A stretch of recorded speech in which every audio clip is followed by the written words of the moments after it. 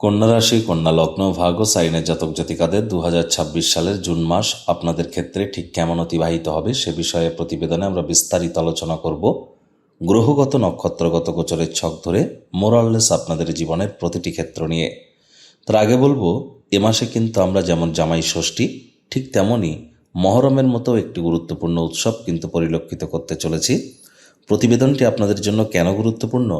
প্রথমত, আপনাদের কর্মস্থানের মালিক, আপনাদের কর্মভাবের মালিক, কেরিয়ার হাউসের লর্ড, আপনার রাশি বা লগ্নের মালিক কে? স্বয়ং বুধ, অর্থাৎ মার্কারি। আর সেই বুধ কিন্তু স্বগৃহে গোচর করে কেন্দ্রীয়ভাবে ভদ্রা নামক পঞ্চমহাপুরুষের মধ্যে অন্যতম রাজযোগ কিন্তু তৈরি করেছে।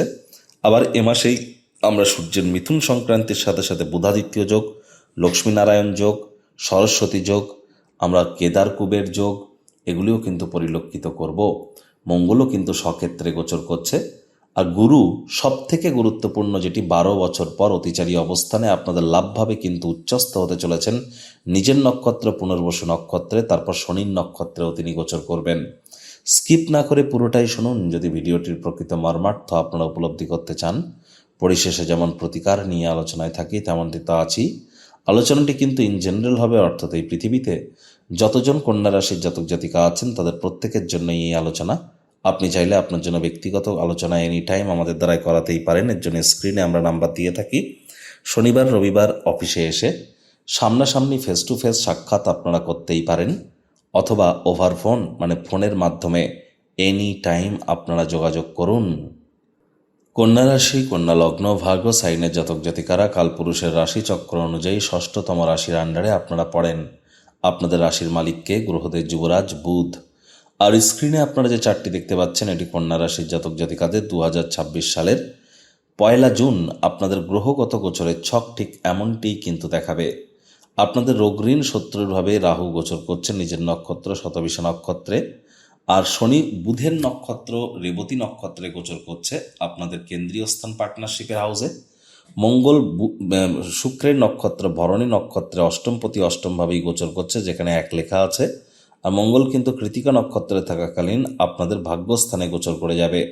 তবে তার আগেই কিন্তু সূর্য রাশি পরিবর্তন করে মিথুন সংক্রান্তি ঘটিয়ে 15 তারিখে কিন্তু তিনি মৃগশিরা নক্ষত্রে থাকাকালীন মিথুন সংক্রান্তি করবেন, বুধের সাথে মিলিত হয়ে বুধাদিত্য যোগ তৈরি করবেন।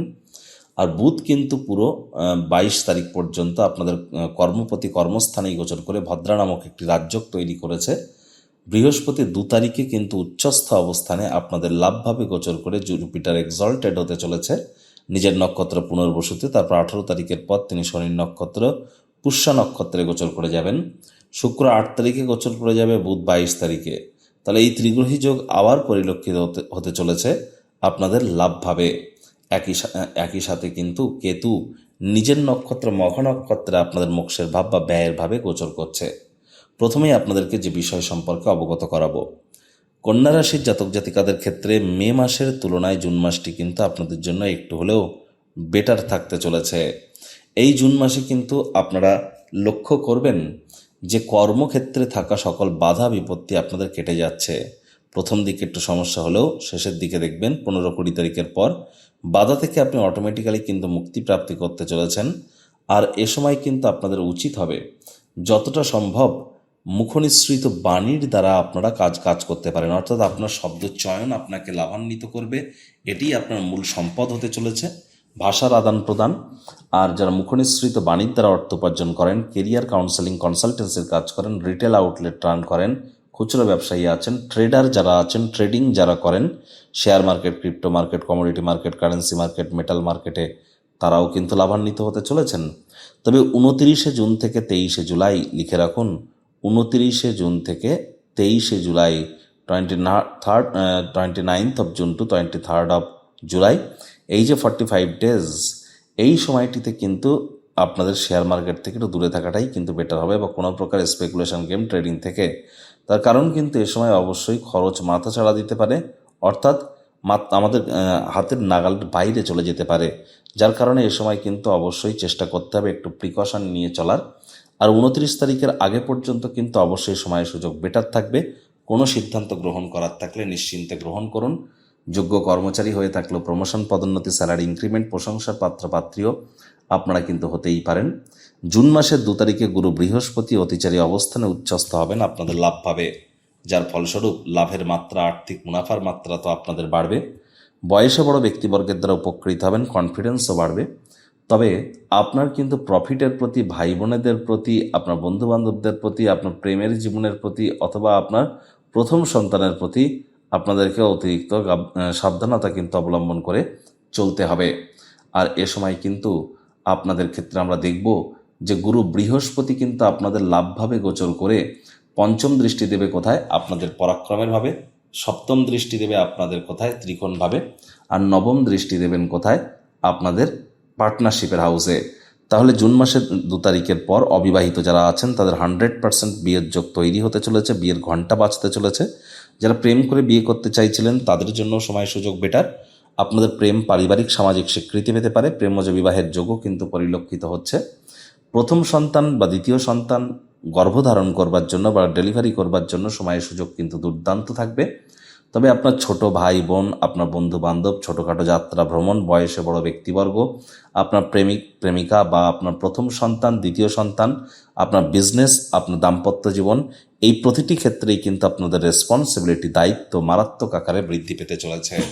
লাক্সারি কোনো আইটেম কিন্তু আপনারা এই মাসে ক্রয় করতেই পারেন।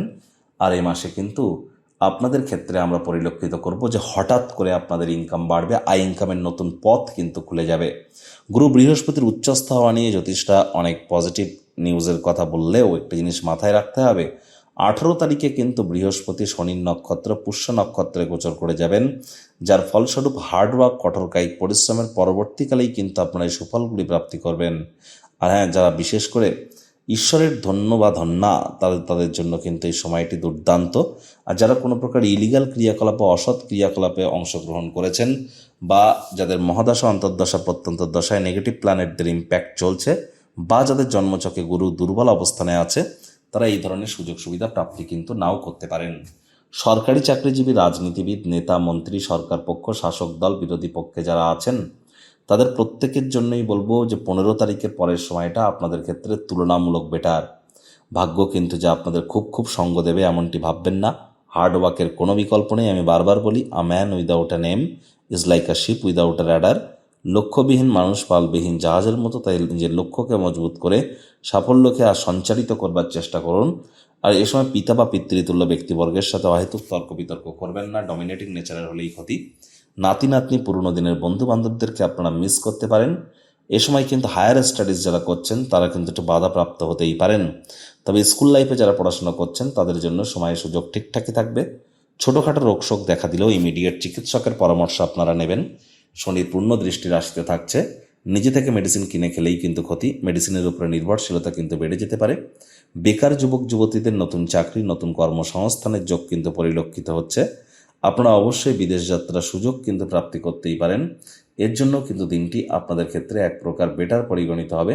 সাহস পরাক্রম আপনাদের নিশ্চিতভাবে বাড়বে এবং তা 21 তারিখের পর কিন্তু মারাত্মক আকার ধারণ করতে পারে। চেষ্টা করতে হবে যতটা সম্ভব হাই এনার্জিকে চ্যানেলাইজ করবার জন্য যোগব্যায়াম, ধ্যান, প্রাণায়ামের সাহায্য নেওয়া যায়। আর সাবধানে গাড়ি ঘোড়া চালান। শ্বশুর বাড়ির তরফ থেকে উপকৃত হতে পারেন। লং ডিস্টেন্স জার্নি, দূরবর্তী স্থানে যাত্রা ভ্রমণের সুযোগও আপনারা প্রাপ্তি কিন্তু করতেই পারেন। দাম্পত্য জীবনে সুখ শান্তি সমৃদ্ধি আসতে চলেছে। বিজনেসম্যানদের মধ্যে যারা বিশেষ করে banking sector, financial sector, travel tourism industry, export import ইন্ডাস্ট্রিতে কাজ করেন তাদের জন্য কিন্তু সময়ের সুযোগ দুর্দান্ত। বা যারা টিচার বা প্রফেসর আছেন তাদের জন্যও কিন্তু সময়টি দুর্দান্ত পরিগণিত হবে। পার্টনারশিপও ক্রিয়াকলাপ আপনারা করতে পারেন, তবে তার আগে সব দিক যাচাই করে নিতে যেন ভুলবেন না। আধ্যাত্মিক চিন্তন চেতনা বাড়তে চলেছে। খরচকে, বাজেটকে আপনাদেরকে একটু নিয়ন্ত্রণের মধ্যে রাখতে হবে। ঘুমের সমস্যা যদি দেখা দেয় তাহলে ইমিডিয়েট জ্যোতিষতাত্ত্বিক পরামর্শ গ্রহণ করুন। কোনো প্রকার লোন বা ঋণ নেওয়া থেকে এ মাসে আপনাদের বিরত থাকাটাই আমরা শ্রেয় বলে মনে করছি। দেখুন, এখানে কিন্তু অবশ্যই 29 জুন থেকে 23 জুলাই এই যে 45টি দিন, আমরা বারবার বলছি গুরুত্বপূর্ণ সিদ্ধান্ত নেবেন না। ট্রেডিং করা থেকে দূরত্বতা বজায় রাখুন। যারা রিটেল আউটলেট রান করছেন কনসিস্টেন্সি মেনটেন করুন। নতুন কোনো কিছু করতে যেন যাবেন না 29 জুন থেকে 23 জুলাই। আর আপনাদের ড্রাইভার নাম্বার সংখ্যাতত্ত্ববিদ্যা বা নিউমারোলজি ওয়াইজ যদি 4, 7 অথবা 8 হয় 4 মানে রাহু, 7 মানে কেতু, 8 মানে শনি। বুঝবেন কি করে? যে কোনো মাস যে কোনো বছরে 4, 13, 22, 31 তারিখে জন্মগ্রহণ করলে আপনার ড্রাইভার নাম্বার 4, 7, 16, 25 তারিখে জন্মগ্রহণ করলে আপনার ড্রাইভার নাম্বার 7, 8, 17, 26 তারিখে জন্মগ্রহণ করলে আপনার ড্রাইভার নাম্বার 8। তাহলে আবারও বলছি, ইমিডিয়েট জ্যোতিষতাত্ত্বিক পরামর্শ গ্রহণ করুন। প্রতিকার স্বরূপ আলোচনা করতে গিয়ে আপনাদেরকে বলবো, স্ক্রিনে আপনারা দেখতে পাচ্ছেন কি বৃহস্পতির বীজ মন্ত্র ওম গ্রাং রিং গ্রং স গুরাবে নমঃ। সকাল দুপুর সন্ধ্যা 3 বেলায় বৃহস্পতির এই বীজ মন্ত্র আপনারা 108 বার করে জপ করুন, অত্যন্ত উপকৃত হবেন।